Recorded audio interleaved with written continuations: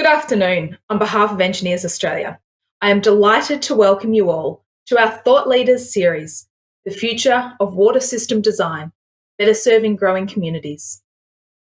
My name is Alicia Prince, and I'm the General Manager of the Victorian Division of Engineers Australia, and I will be your host for today.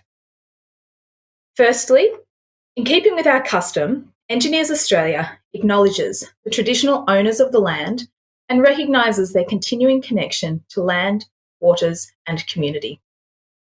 We pay our respects to them and their cultures and to elders past, present, and emerging.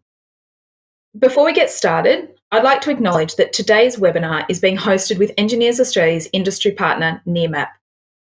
Nearmap is a leader for cloud-based geospatial information services. Their patented camera sensors and imagery processing pipelines are the most advanced in the world, enabling Nearmap to regularly capture and update the truth on the ground with industry-disrupting efficiency. Nearmap offer businesses instant access to high-resolution aerial imagery, city-scale 3D datasets, and integrated geospatial tools. Today, we will hear from two speakers, followed by our live audience Q&A session, and I encourage you to send questions through to our speakers via the YouTube chat box during today's presentations. I'd now like to welcome our first speaker for today, Essan Baron. Essan is a senior engineer and hydrologist with more than 10 years of experience in the field of stormwater drainage, track drainage, hydraulic structures design, hydrological simulation, integrated flood management, and flood analysis. Essan is now working as a senior engineer at WSP. Essan has been engaged in designing and simulating numerous surface drainage networks as lead drainage engineer. As a hydrologist, he is familiar with the natural water cycle and has a strong understanding of water-sensitive urban design. Please welcome Essan Baron. Good afternoon, everyone. My name is Essan, and I work as a senior civil engineer in WSP. I'll just will start my presentation with a quick intro, and then I'll move on to the slides. Thank you. WSP Australia. WSP is one of the world's leading engineering professional services consulting firms, bringing together approximately 6,100 talented people across more than 50 offices in Australia and New Zealand. We are technical experts who design and provide strategic advice on sustainable solutions and future-ready engineering projects that will help societies grow for lifetime to come. Acknowledgement to country. WSP acknowledge the traditional owners of the land on which we work, our offices and sites where our projects are planned, designed and constructed. The Gadigal of the Eora nations are the traditional custodians of this place we now call Sydney. We honor their ongoing spiritual relationship with their country and continuing connection to culture, community, land, sea and sky. We pay our respects to their elder past, present, and emerging leaders, as well as all our Aboriginal and Torres Strait Islander staff members. Thank you.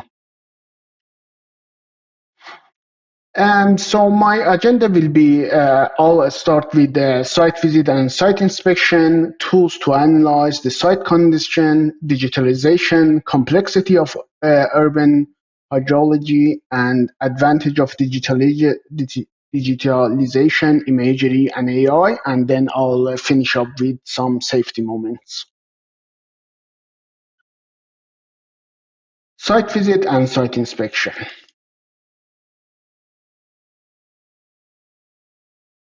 When we are conducting a site inspection, we are generally looking for the condition of the site. We want to verify the survey. We want to see the boundary condition upstream and downstream, general condition of hydraulic and drainage infrastructure, any channel, swale, sediment deposition, vegetation, overland flow paths, and interface with other infrastructure, for example, utilities and services. For the catchment inspection, we usually identify the land use. We want to look at the underlying chain and identify the flow paths and contributing areas that flow to particular discharge. For urban site inspection, we are looking for anything that changes the flow paths, like fences, retaining wall, buildings, footprints, footpaths, landscape, or any other major infrastructure. Tools to analyze this site condition. So when we go to site, we gather all these information. We need some tools to analyze these information that we gathered. Survey, Lidar, and photos, aerial imagery, and geospatial softwares. You all know the survey and photos. I'll quickly run you through Lidar, which we use. It's pretty common among engineers today. Aerial imagery and geospatial softwares. LiDAR is light detection and ranging, a technology that determines the distance to a surface using laser pulses, and the distance is computed by measuring the time delay between transmission and detection of the reflected signal. You are all familiar with Elvis, as we deal with it in NSW a lot. So these are all those information that can give you the contour, the terrain, and the point clouds. Aerial imagery, I don't elaborate much on that. I leave it to Stefan, but are a very, very important source of data these days. We use it for determining existing catchments, pervious, impervious percentage, existing land use, and major existing infrastructure. GIS software, geographic information system, is designed to store, retrieve, manage, display, and analyze all type of geographic and spatial data. We use ArcGIS and MapInfo a lot in Australia. We use it for pattern detection, space-time analysis, predictive analysis, train analysis, and many more features. Digitalization. So before I move on, I just want to emphasize the catchment characteristics that we are looking for to digitalize. Size and shape of the catchment, land use, underlying soil types, geology, gradient, and previous rainfall or antecedent conditions.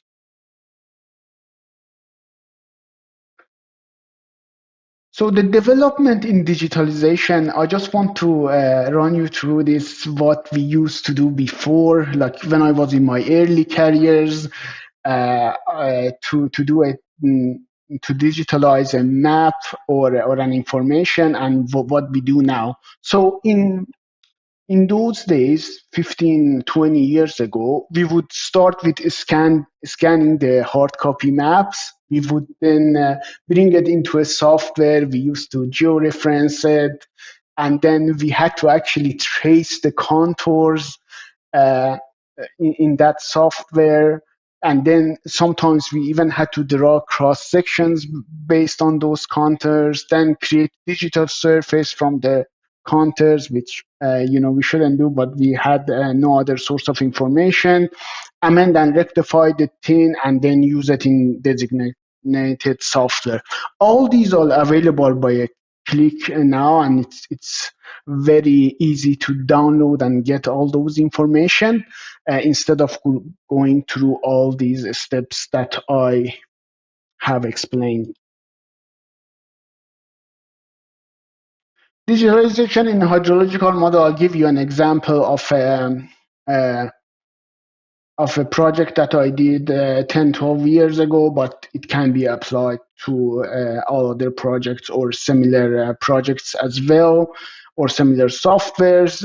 So we have data collection, data assembly, train processing, catchment geoprocessing, stream and catchment characteristic, hydrological parameters, and then bringing it into a hydrological simulation software, which I used HMS at that for this example.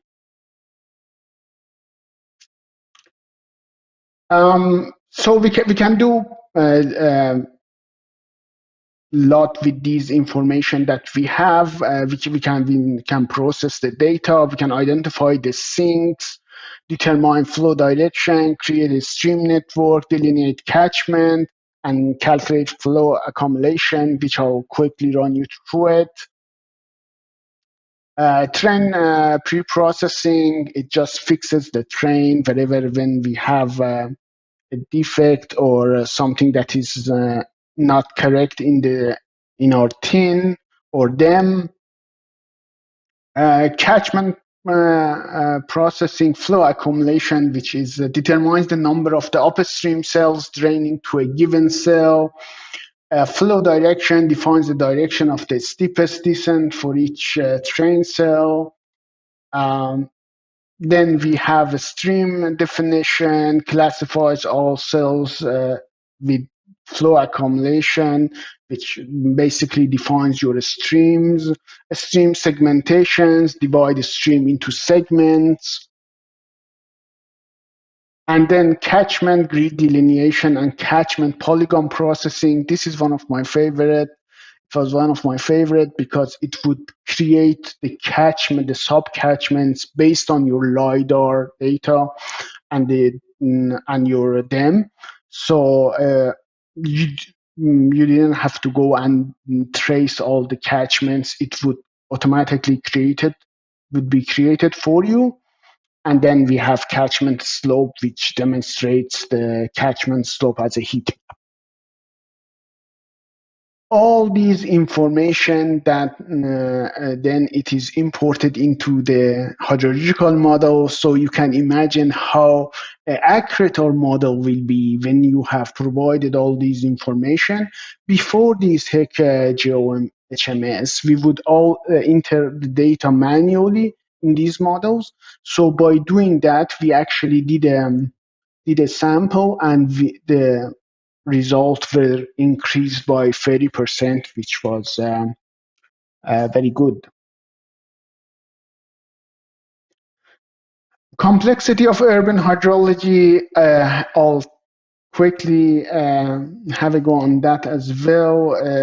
Urban hydrology, urban water hydrology is the interdisciplinary science of water and its interrelationship with urban people. So what I have talked about till now, it was only the physical characteristics of water and what happens in the natural environment. But when we go into urbanization and urban hydrology, lots of other things like socioeconomy and the interaction with people will come into the picture. So hydrological estimation is a complex process with many aspects. Hydrology should not be considered as a standalone activity within the integrated urban design study. The challenges that we face these days that we have to consider when we are thinking of a future design is water demand, quantity and safety issues, serious water shortages situation, deterioration of water quality, flood and drought, and as we are facing it now, we had a couple of years of droughts and bushfire. Now we have flooding, rapid urbanization, wastewater and sanitation system, health issue, degraded natural water resources, poor governance policies, and of course, impact of climate change. A simple model of water input. This is again from AR&R, and it just demonstrates the physical aspects of the urban hydrology. You can see it's already a bit complicated, But when we bring into picture the socioeconomics aspects, it will even get more complicated. So what's the impact of urbanization in hydrological cycle? We have increase of flow volume, increase of frequency of high flow events, increased magnitude of high flows, increased rates of changes, increased catchment responsiveness to rainfall, increased speed of catchment response, reduced seasonality of high flows, greater variation in daily flows, increased frequency of surface runoff, and reduced infiltration of rainfall.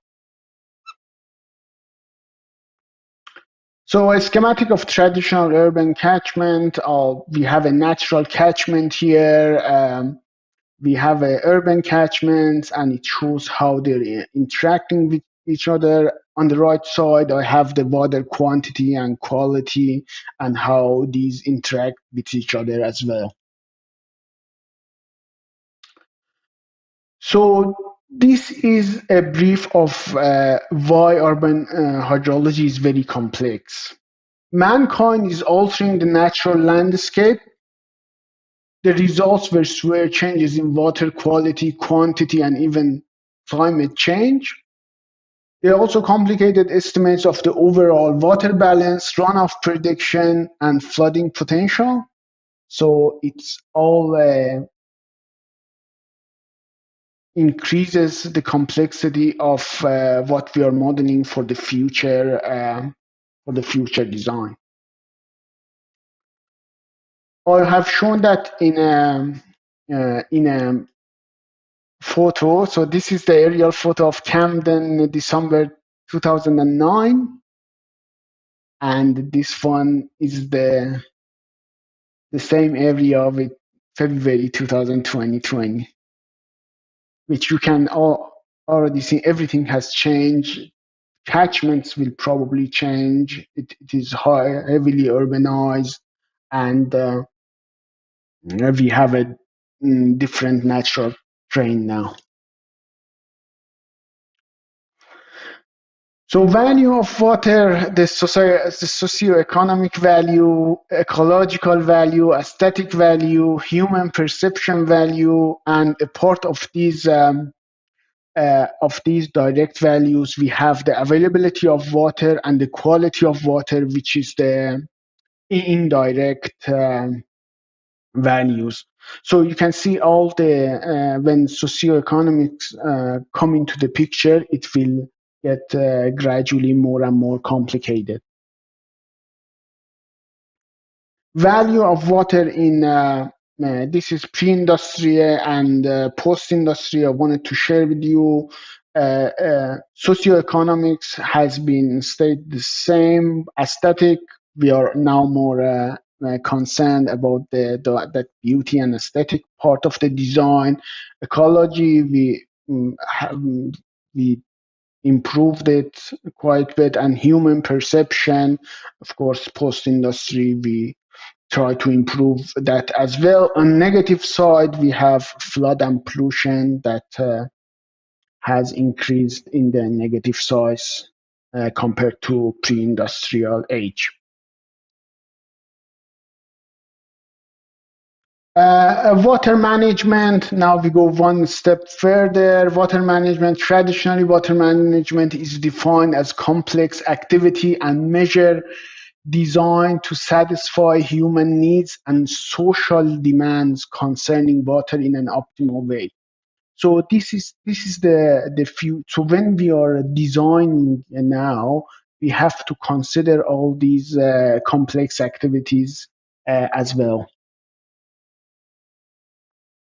Holistic view, the holistic view points out that ecological values needs to be considered, anticipatory, preventing outcomes that would be determinant, and of course ethical, which is my favorite, showing respect for other natural systems as well.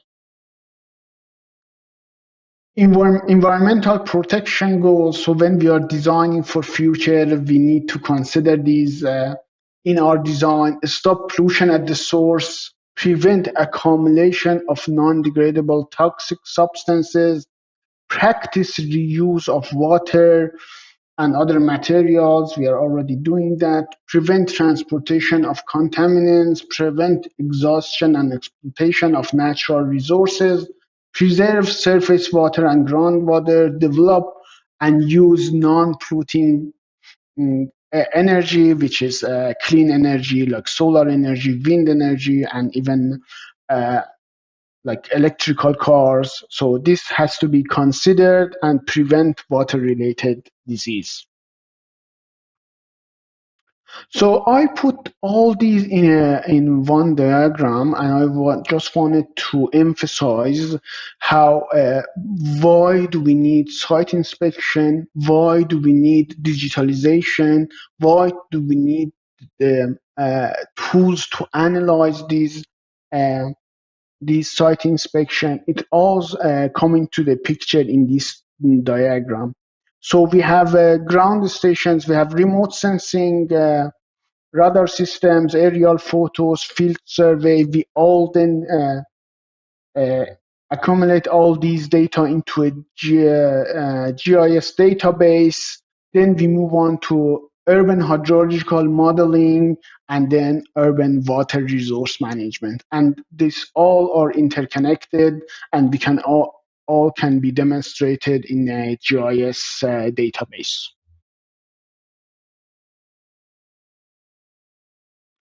Advantage of digitalization, aerial imagery, and AI. I just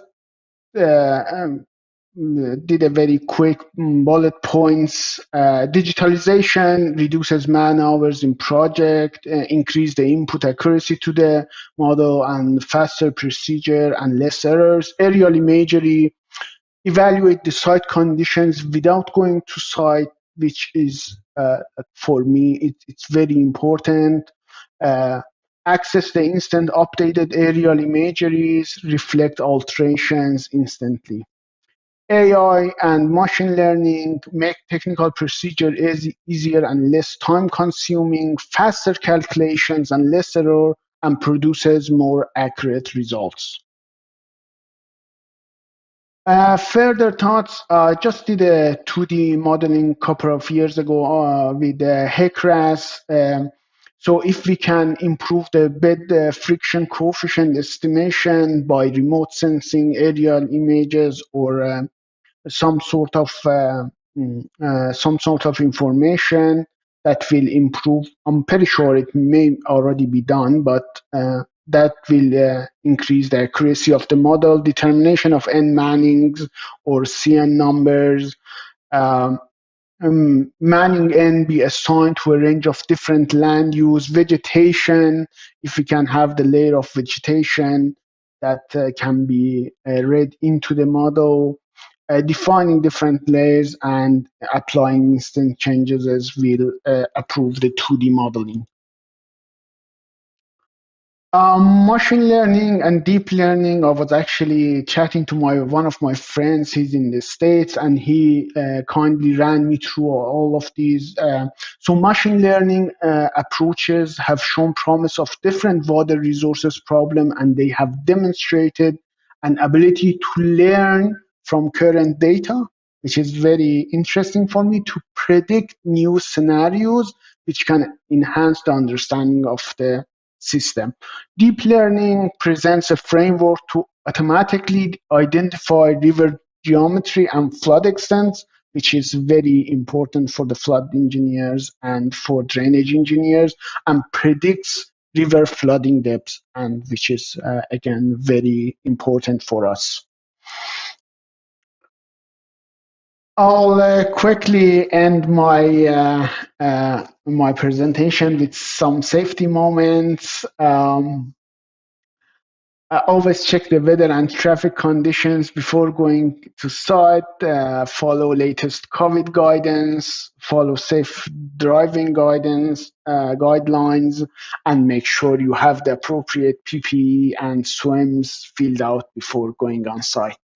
Thank you very much for listening to me. I hand it over to Stefan now so he can run us through the advantages of aerial imagery.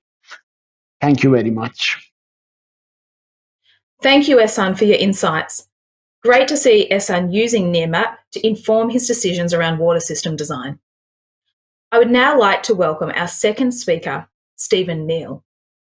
Stephen Neal is the Product Manager for Content at Nearmap.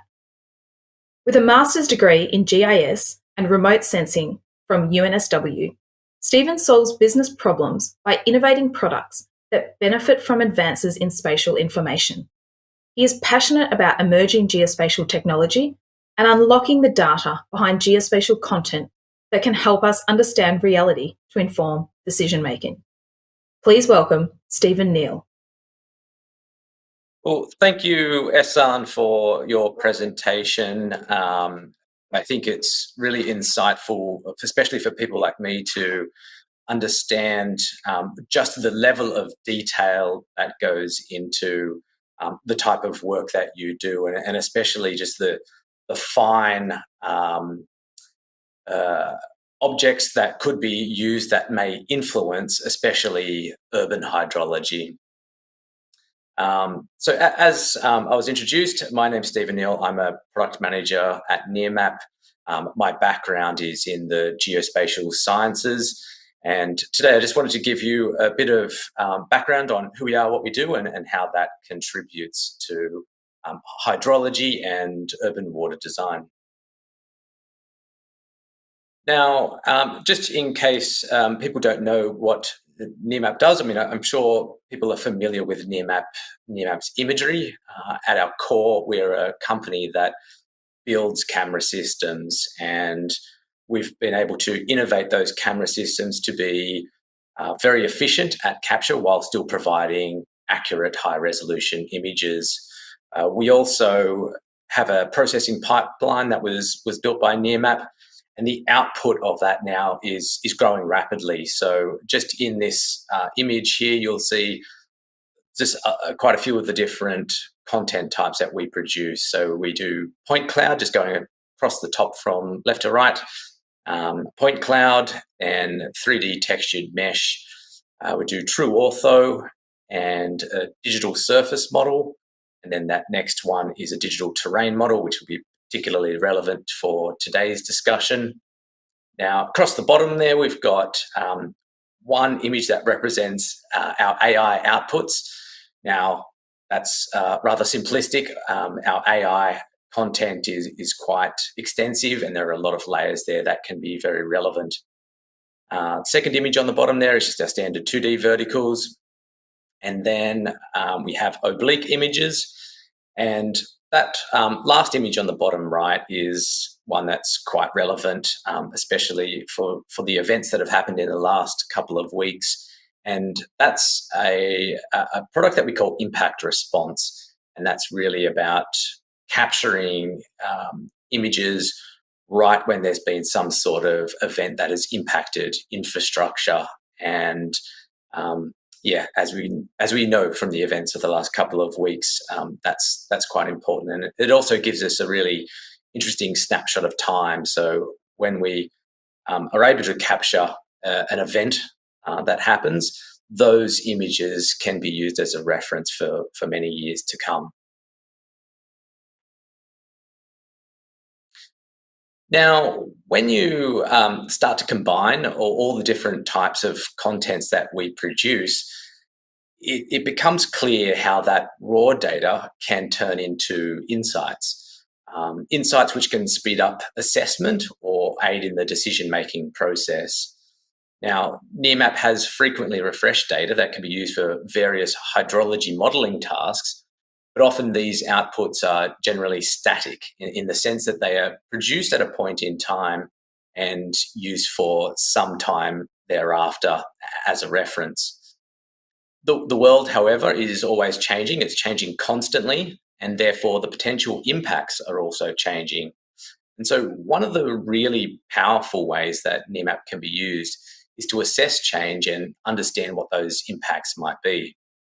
Now, this image here is actually taken almost 12 months ago exactly to this date, and this is around the Wilberforce area.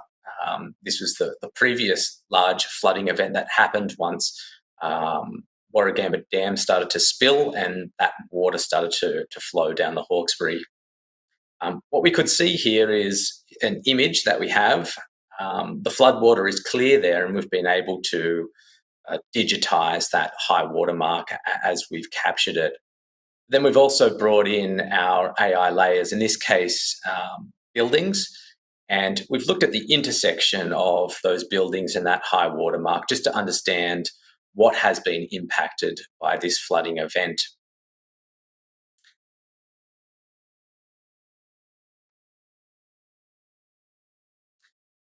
Now, many hydrology tasks start with elevation data, and that elevation data can be sourced in many different ways and at different levels of resolution.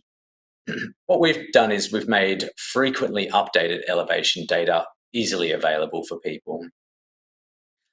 Now, my background is in geospatial sciences. I'm not strictly a hydrologist, but there are some overlaps in what we do, and there are some fairly common hydrology modelling tasks that can be performed in GIS applications that I'm familiar with.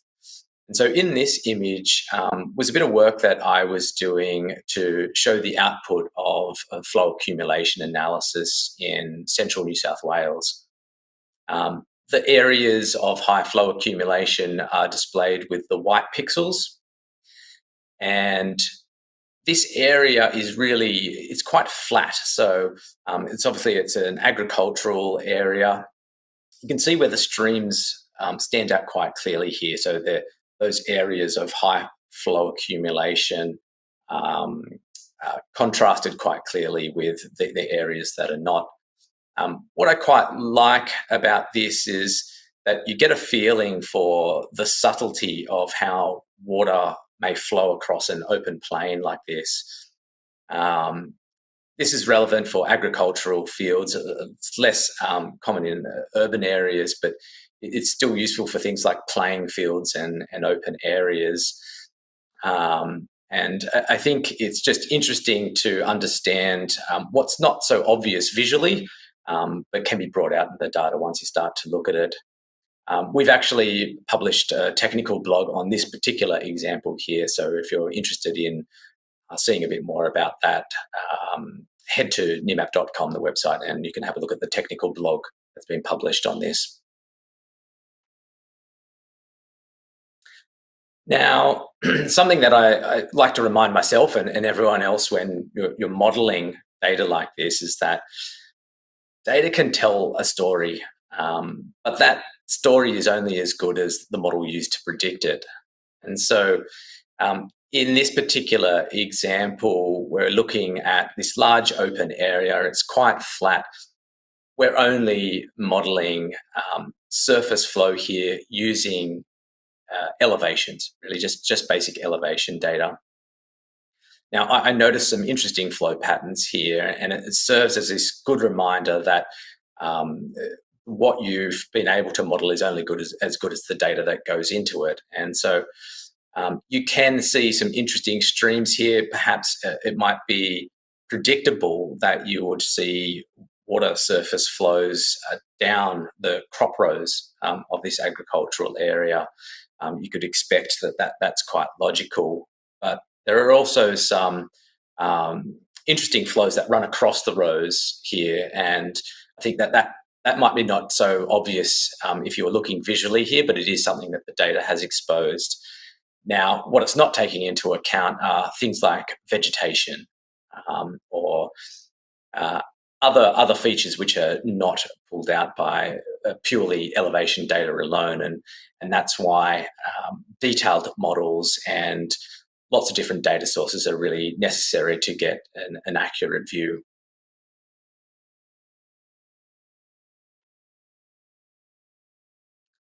Now, forgive me for showing this blurry image. This is not a Nearmap image.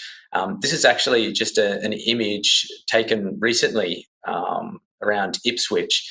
and it's a social media image. So we tend to see a lot of images like this when there's a big event going on. And I think everyone is interested to see what's happening. A lot of the times these images are coming in live, could be from news, could be broadcasted from some helicopter, or it could just be people with a smartphone. And we get these references. Now, it's possible to actually take these local and live references in a way and use them to be able to understand what's happening outside of this image as well. And so what we've done here is we've taken this image, but we've been able to simulate that through our 3D textured mesh. So this is that same location. And if I go sort of back and forth a little bit here, you'll see that that's somewhat familiar there. And what we've done is we've made the water level transparent here so that you can see through and see some of the infrastructure underneath that's been impacted.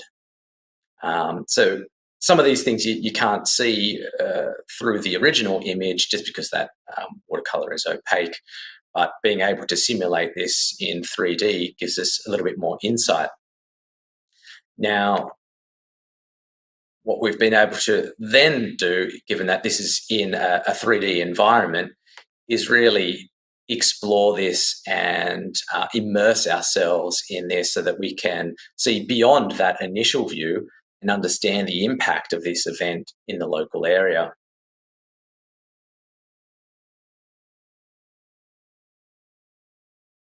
Now, obviously, the complexities of hydrology and water flow require that you can only get this sort of insight for a local area. But by playing around with this data, we're pretty confident that by getting a local reference here and plotting that using our 3D texture mesh or similar height data, we can get a pretty accurate assessment of even maybe a few square kilometres for the local area. Of course, you can do this historically as well. So it could be that you need to assess something many years later, and we have that historical data so that can be done at any time.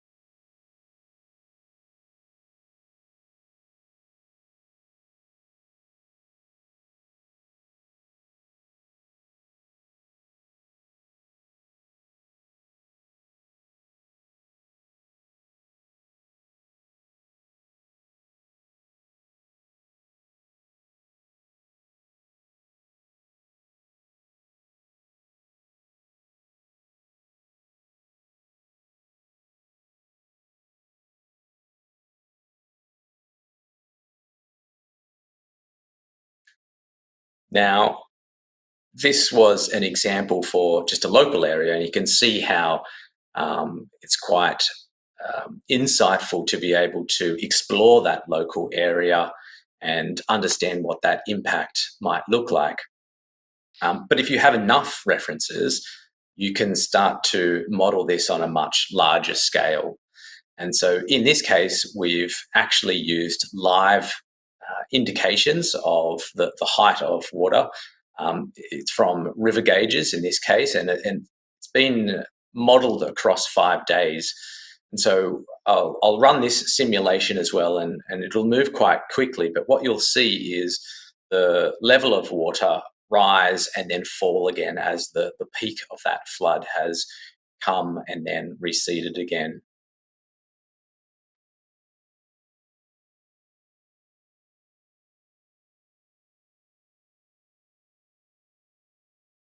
So quite a quick simulation there. Hopefully you were able to see that and understand what was going on. But I think it's interesting to think about how this sort of information can scale. So we had the local data on one hand, and here we've been able to take those references and model the impact of this rising water on a much larger scale. And this is really happening live.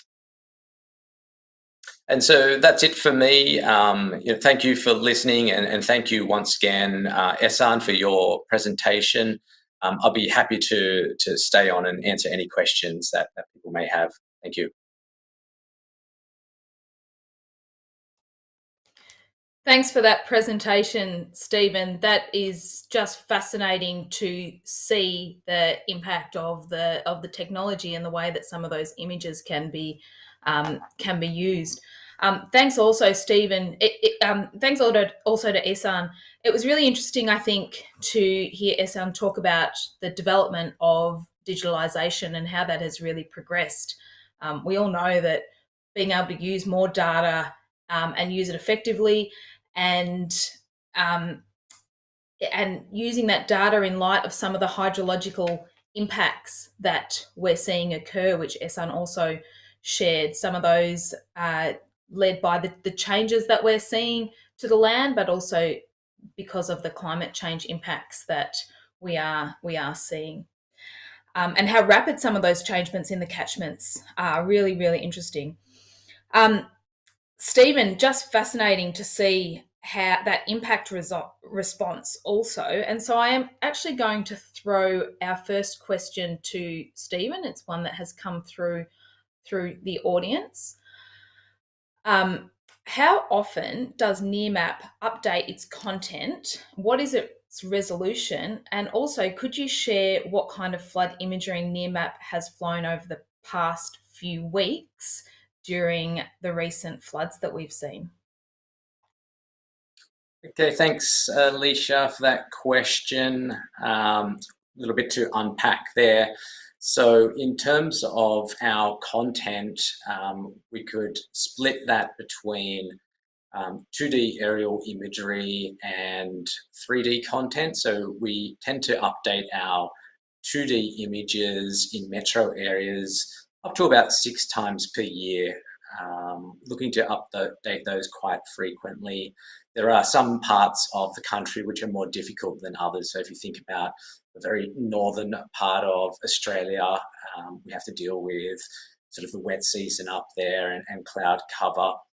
For rural areas, we might come down to sort of 4 or 2 captures, but we are up to 6 times per year where there is a lot of infrastructure. Now we also have our 3D content, so we use the same camera system often to capture our 2D content and our 3D content at the same time, but that more specialized camera system is only being updated for metro areas once a year. That's still quite good when we talk about things like elevation change and bare earth elevations in particular. Having a yearly update gives us a good assessment of change. I did sort of mention there briefly about our AI data. Our AI outputs are run on all of our images, so those are updated as frequently as the images, 6 times per year. It has been a really interesting couple of weeks, and the impacts have been greater than I think anyone expected for this most recent flooding. It's a particularly busy time for us as well, because we've made a commitment to capture these events for our users to get the best out of them, and we really have to deploy those resources quickly and as efficiently as possible. Now, forgive me for sort of reading this, but I got an update from our survey operations team here on what's been done over the last 2 weeks, and we've flown nearly 4,000 square kilometres. We've captured a lot of areas up and down the east coast of Australia, so Grafton, Lismore, Brisbane, Penrith, Brunswick Heads. We did the Northern Beaches, Wiseman's Ferry, Ballina, Camden, Gympie and Noosa. So those are all areas that we've updated, particularly to capture those flood events as they've been occurring over the last couple of weeks. Thank you. Thanks. That's just fascinating, because it really is a good use of technology. Once upon a time, we would have had people out there actually measuring those water levels, to find that you can capture such a large amount of data very quickly, which it has to be captured very quickly in these kind of situations, is really, really interesting. And I guess as a profession, that's how we learn, that's how we do better, that's how we build more resilient infrastructure, and that's, you know, something that is really important to us as a profession, but also to us at Engineers Australia. I wanted to throw the next question to Essan, which has come through from AJ. It is still focusing on the current and future flood drought cycles. We have been asked by AJ, can your company think of any solutions for the current and future flood drought cycles, especially the most recent in New South Wales and Queensland?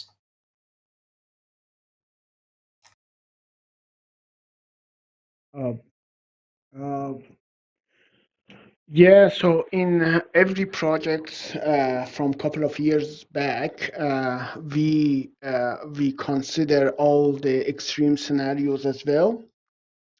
So drought and flooding. Most of the floodings are based on the advices from ARNR.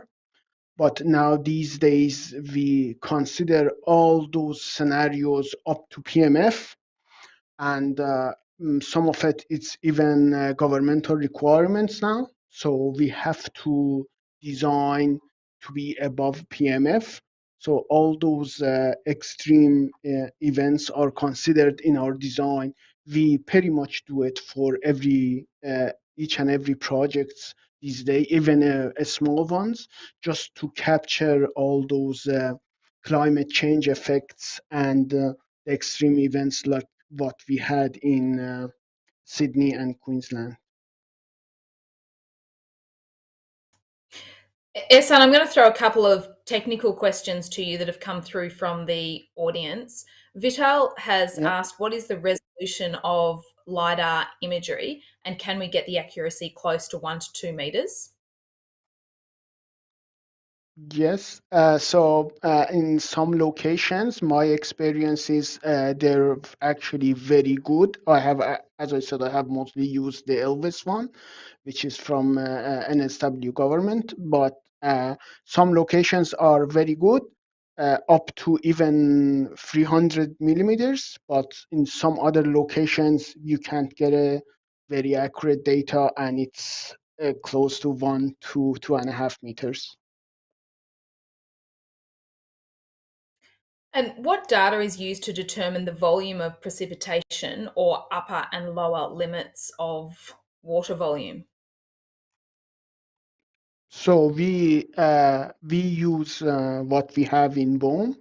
So we get all the participations from you. Probably most of the engineers have all used that BOEM data, which comes from the BOEM website.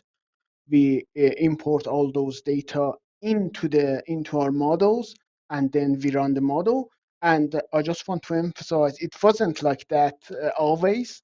Like 15 and 20 years ago, we would used to get raw data from all the hydrometry and climatology stations. We would run all kind of statistical analysis on it, and then we model it in different situations, and then get some data based on the return period. And then we use those on the models. Now it's very easy. You just go to the BOEM website and you just download all those participation for each and every return period, now that they call it AEP. I'm going to throw the next question, which came from Ramith, firstly to Stephen, and then perhaps over to Essan to elaborate on a little bit more. I love this particular concept of gathering data, and remember, you know, back in my project days when I was first able to get drones out on site to take in those conditions. Can you talk us a little bit through the use of drones for site condition analysis? Yep. And I think it is worthwhile thinking about the different scales that different types of content can be acquired in. So we probably start with satellite data, which is out there all the time. There's no sort of deployment needed for this. The satellites are up in the sky. We're getting down to sort of 50 centimeter resolutions with satellite content, and it's fairly readily available, but you might have to might be hard to acquire if you're just a small business or something like that. So starting there, you have the satellite imagery. Next would be aerial imagery. And just for a comparison there, we operate from about, you could say, anywhere between 5 centimetres and 15 centimetres is quite common in Australia for aerial imagery providers.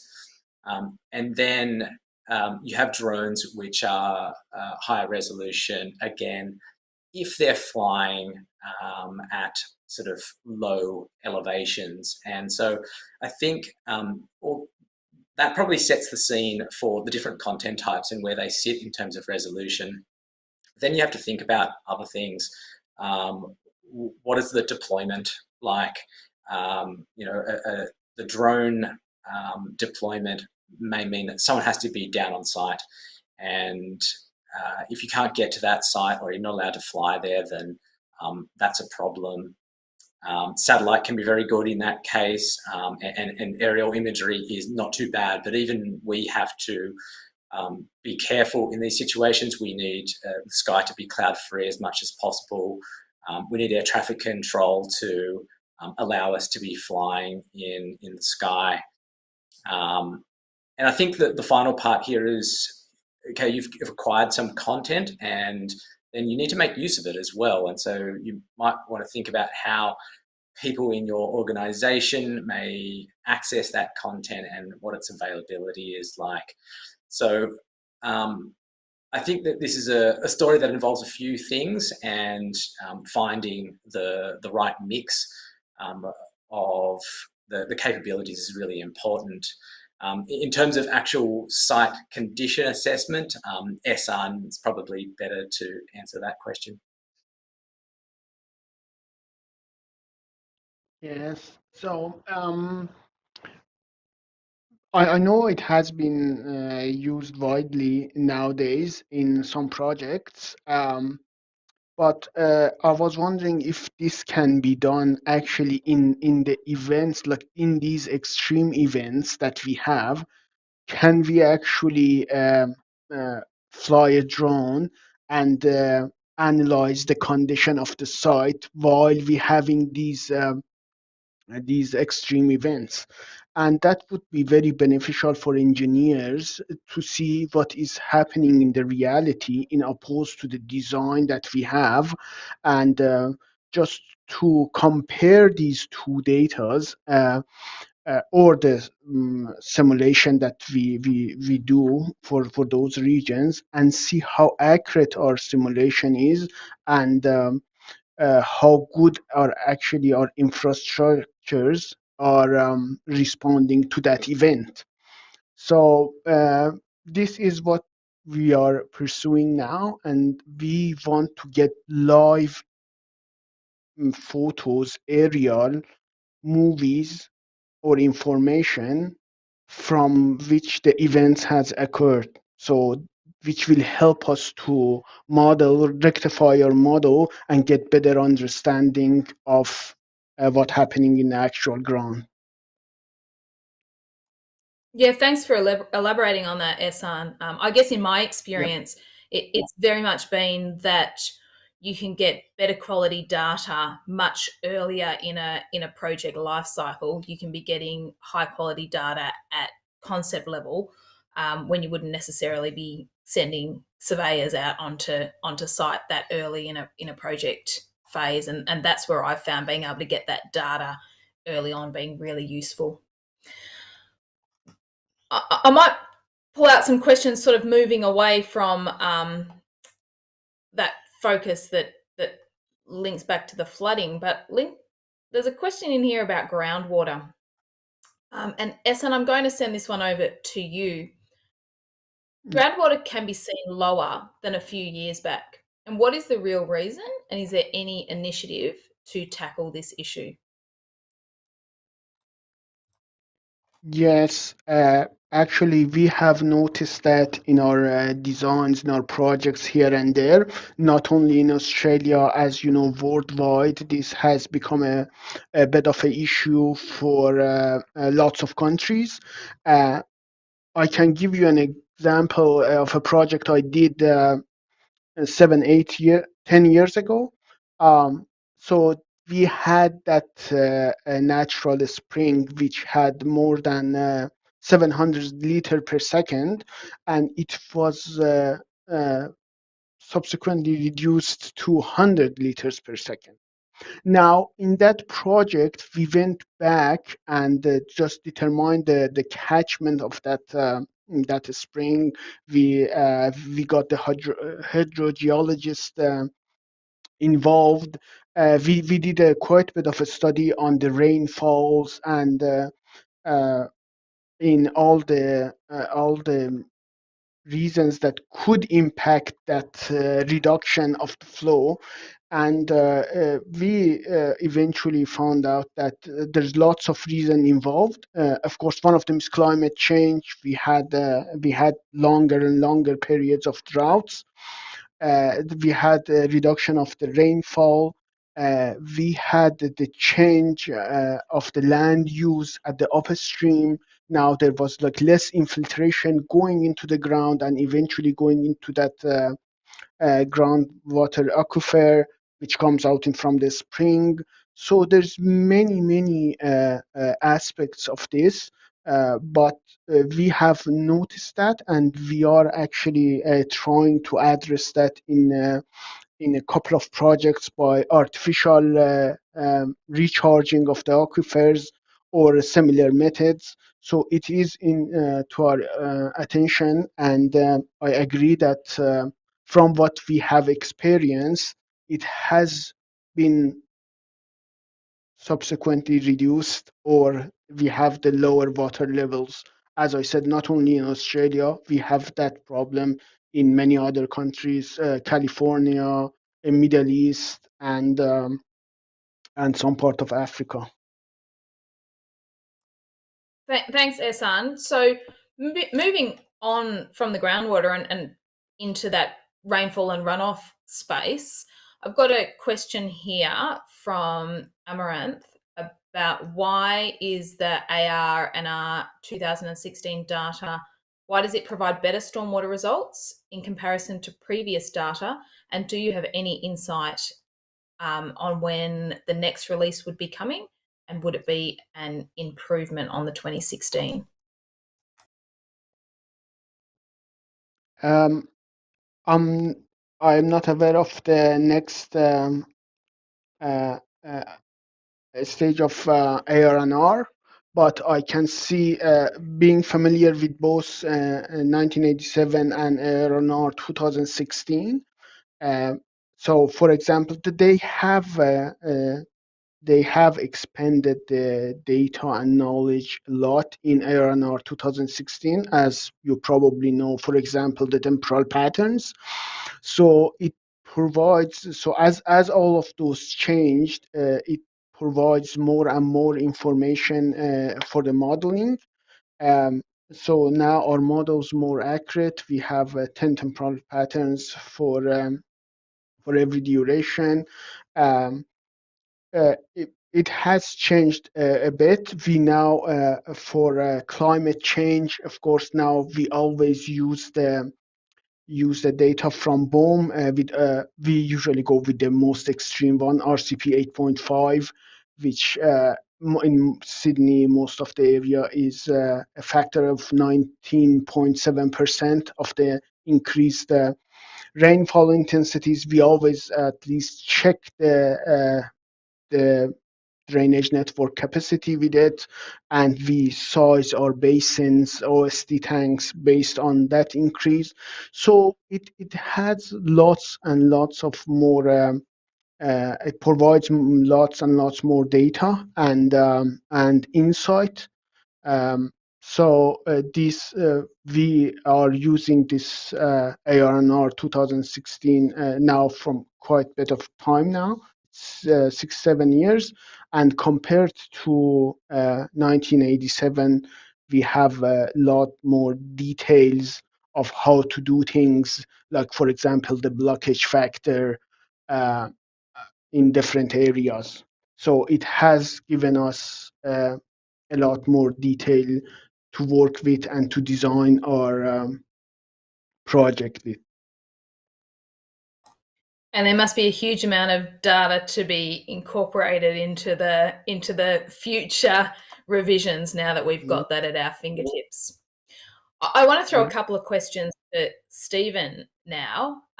Brian has said that the 3D mesh flood modelling, and I have to agree, with the transparency laid on was so cool and so visually pleasing.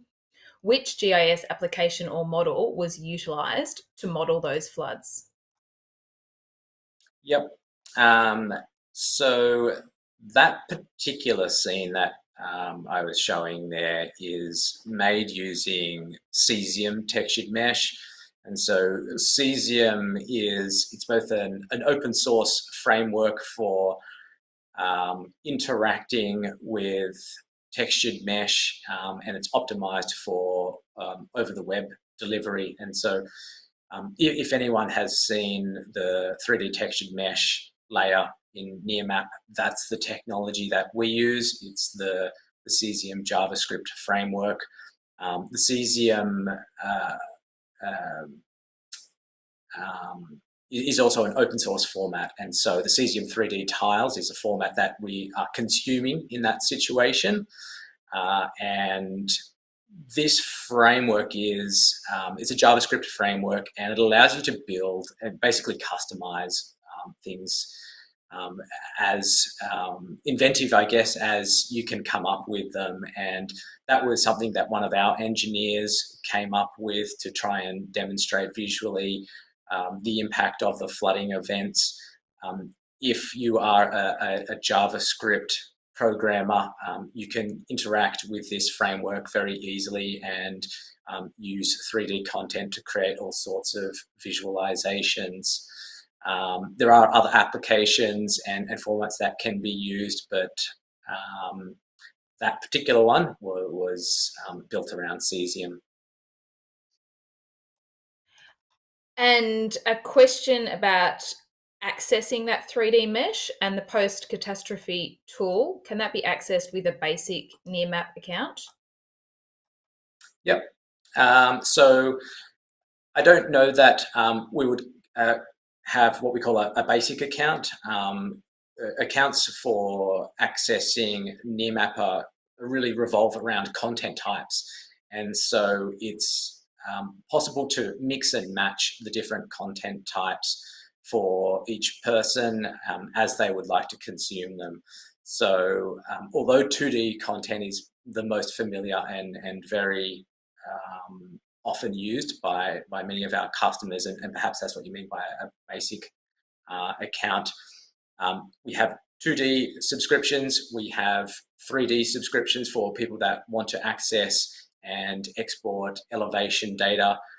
We also have separate subscriptions for accessing AI layers or offline AI layers. And then the impact response program, which I touched on there, is also a separate program to be accessed as well. And that program is all about reserved capacity for flying events at short notice. We put that content online as quick as possible so that people can make decisions with it as soon as we can get it up there. And that means sometimes that you might get a few clouds in it. It's not always the same quality as our regular imagery, but we know that it's super important and people are really appreciative of getting that content as soon as possible. So yeah, when it comes to accounts, it's mix and match. It's whichever content type you like, and we can sort of construct the right package for you. And Stephen, what are the formats that Nearmap supports? Can you talk us through that, please? Yep. Now I'll give it just a sort of a brief overview here. If people want to see the details, they can go to our docs.nearmap.com. There's a knowledge hub page there which goes into a lot of detail. But 2D images can be accessed by a number of APIs, WMS, WMTS. We have tile APIs. We integrate into ArcGIS and ArcGIS Online. So that 2D content is available via those mechanisms. We also have our own web application map browser for viewing that content. 3D content and some of that elevation data, like I showed in the presentation, is available for export via our map browser application, and we support the major formats there. So for elevation, like our digital terrain model, it would be GeoTIFF. We also or GeoTIFF is quite common for some of the other formats as well. So digital surface model with textured mesh, we have Cesium, SLPK for the Esri environment, and things like OBJ and FBX for people that are familiar with the CAD applications. We also do have a point cloud format. It's not Lidar, so it's based on a photogrammetry point cloud, but it's the same format, so LAS. And our AI data is best accessible via an offline delivery, and we support the vector formats for that one, so things like GeoPackage and GeoJSON. Yep. Excellent, thank you. I want to explore what the future of the industry might look like. And Essan, I want to throw this to you. What kind of skills do you think that engineering graduates will require over the next 5, 10, 20 years? And are these currently being taught in universities? And to further elaborate on that in terms of how can we teach these methods to university students? Yeah.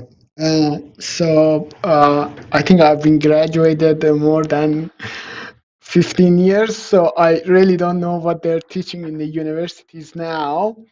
But as this digitalization and software expertise evolved through these years, working with these softwares and being familiar with all the concept of those, I think it's is becoming very important for us, bearing in mind that these are only tools for engineering. These doesn't do engineering for you. These are just tools to do better engineering. They just do sophisticated calculations. They just model like they just basically computational programs, right? So this is very important to distinguish between these two.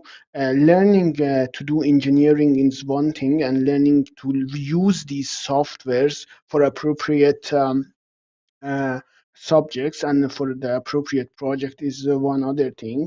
So I think if the young students or young engineers, they start to be familiar with all these softwares and know what they do, because basically nowadays we use everything is about these softwares, right? So there's lots of, when I was graduated, there was only a couple of softwares around. Now there's hundreds of them. There are many softwares doing all kind of different simulations for you. So being familiar on those softwares is very, it's going to be very beneficial for us. In the future, I don't know what will happen, but what I'm seeing from AI, machine learning, and all those kind of very, very advanced mathematics and computer programming, I think that will, like the one I mentioned in the slides, it can actually predict different scenarios. Like it will predict the position of sediments in a river. It can do lots and lots of complicated things. So I think the future is pretty much with it does with programming, gathering information and organizing those information, highly simulating as close as to reality as possible, and then using these machine learnings and AI to develop a better engineering solution. I think you've put it really well, Essan, and it ties back to a comment that Stephen made, which I really liked, which I noted down. Stephen, you said that the predictions are only as good as the data goes in, and I guess that's one difference is that the engineers, that the new engineers that are entering the profession and those that will be joining the profession have so much more data at their fingers than ever before. So if they've got good data in, the models that they're using are improved. The predictions that they make are even better, and I think that leads to even better outcomes for our community. It's a really exciting space, and that's a message for me to all the young engineers who might be watching this session. It really is an exciting space to join the engineering profession. Essan, is there any advice that you would like to give to any young engineers who want to develop a career in this area? Well, I would suggest that, as you said, engineering it's very, very exciting these days. You can become with very innovative ideas as we challenge more and more complicated aspects like climate change, extreme floodings, and there is a very, very good space to develop, not only in the digital side of things, but in simulation and how we model things. So my advice is please get involved and become with innovate very innovative ideas. Try to be innovative, but use these softwares and simulation as a tool, not the final solution.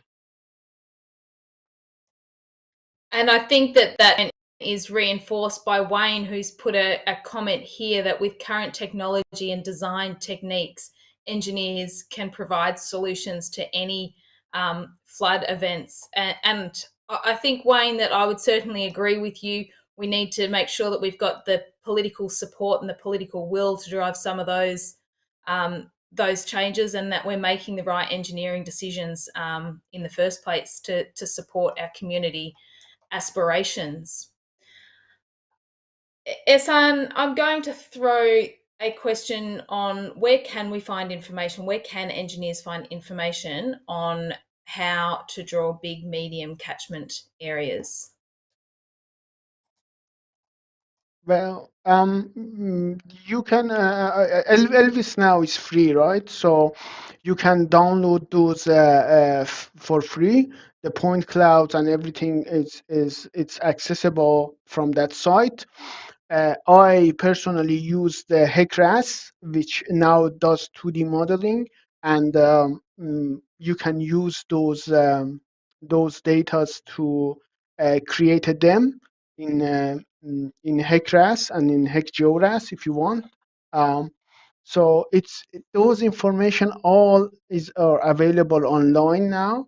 I have made a couple of 2D flood models from them, which actually the results were very, very accurate.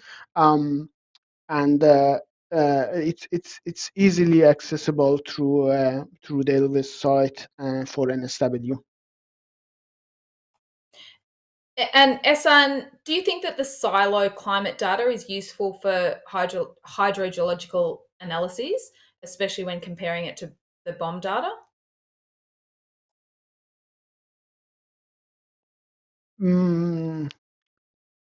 Well, you mean the increased intensities that we use for the climate change? It's a question that's come through from one of our attendees. So, Pierre, Yeah. if you've got any more information, if you could clarify specifically what you mean, we might come back to that question if time allows. Stephen, I'm going to throw the next question to you, and that is, does Nearmap feature specific tools or capabilities to assess any renewable generation potential for local electricity network integration within a particular area? This is another one from Pierre. Yeah. We tend to not create very specific tools where possible. We like our partners to take our content and our data and become the experts of that particular domain.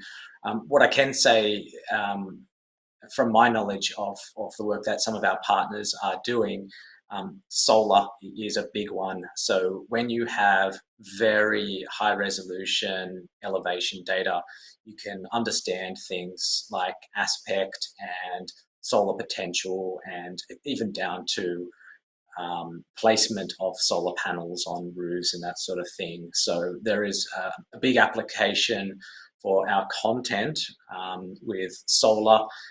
The other thing that comes up for us is utilities that are managing networks and that sort of thing, but we don't create highly specific tools for those industries. Thanks, Stephen. Essan, a rather specific question, but are there remediative actions such as slope contouring and specific pasture selection that can be used to reduce heavy rainfall, runoff, and erosion in rural areas?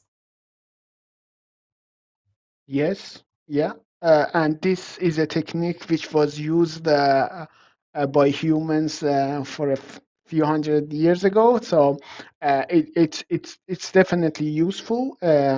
We have incorporated that into a couple of designs, especially in those catchments which are very, very steep.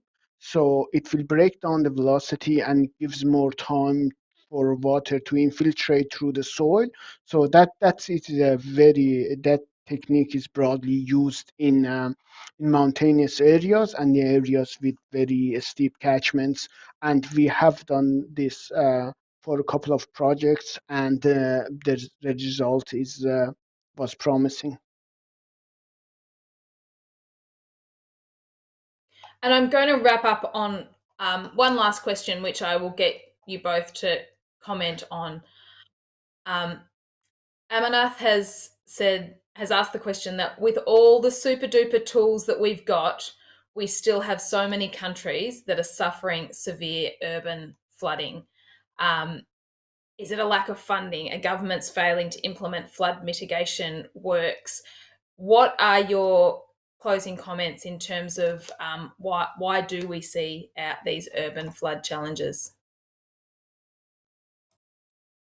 So I think I'm sort of happy here to talk about just the overlap of the social and the political and the scientific communities here.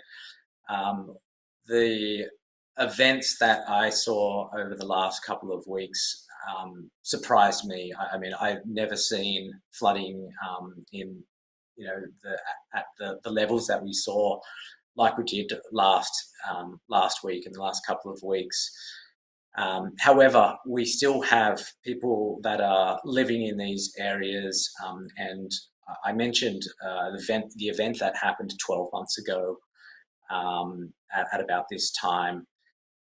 people are still living in those areas. And so I think some of this comes down just to the social nature of people and their willingness to take risk. Perhaps as more of these events occur, people will change their views.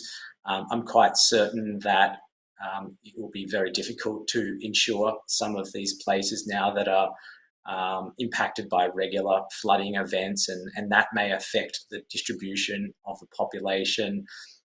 But we have a very busy world, and there are a lot of people looking for somewhere to live, and often some of those places are very attractive for 99% of the time, but they're at risk for that 1%. And I think it's a real challenge for planning as we go forwards. And it's something that we all need to deal with, politically, socially, and with our own actions, how we spend our money or where we choose to live. I think everyone has a role to play. Essan, your thoughts? Yes, I think, to be honest, it's lots of different. There's lots of different aspects to this, as climate change, human behavior, political and governments, policies, even engineering design. So there are things that impact this issue, but we just have to do our best to resolve this the situation. Regarding the flood, we just have to bear in mind, even if there was no, we would still have flood in the nature. So we still have the flood. The flood is part of the nature, but what we have done in the past couple of 100 years, we just made that more intense, and we went and changed the climate. We changed the natural catchments. So that's why we have made the situation worse, and now we have to fix it by the right engineering and getting more natural way of doing things involved, using more green green solution type of engineering. Yeah, I think it's just we all in this together. It's not only engineering and engineers, but all the people who are involved, from politicians, scientists, uh, and um, and even uh, all the people that live in a city. We just have to be responsible and try to make the situation better. I think that sums it up really nicely, Essan, in terms of our land use has changed over the years, and as a result of climate change, we're seeing greater storm intensity, which results in that in a greater impact on the land, and it is going to take a lot of will and a lot of movement to find the solutions to these challenges. Essan or Stephen, are there any final comments that you would like to make before we wrap up? No, I think. Oh, sorry. Yeah, I was just going to say that if anyone wants any more information on some of the things we've discussed today, please feel free to get in contact with us. I would thank Essan and Alicia for helping with this presentation today. The insights that we get are really, really important and helpful, and I think that's been proven by the number of people that have turned up today. Thanks. Thank you, Stephen. Thank you very Essan? Thank you very much. I don't have further comment, and thanks, Stefan, for your insight. It's very good, and hopefully we can collaborate more on this, using these digital data to gain more accurate results in modeling and hydrological modeling. So that is all we have time for today. Thank you so much to Essan and Stephen for joining us for today's session and for sharing your insights. I'd really like to thank Engineers Australia's industry partner Nearmap for making today's webinar possible. We would appreciate any feedback on the program today to help us improve and plan for future sessions. So please complete a short feedback form, which is linked in the description box below. Just to let you know that Engineers Australia would like to advise that nominations for Engineers Australia Excellence Awards, People and Projects are currently open. The nomination website with further information is linked in the description box with today's feedback survey. We know there's so much great work going on out there in industry, so please get those submissions into us. Thank you again for joining us today, and we do hope that we will see you at our next webinar. Good afternoon, everyone.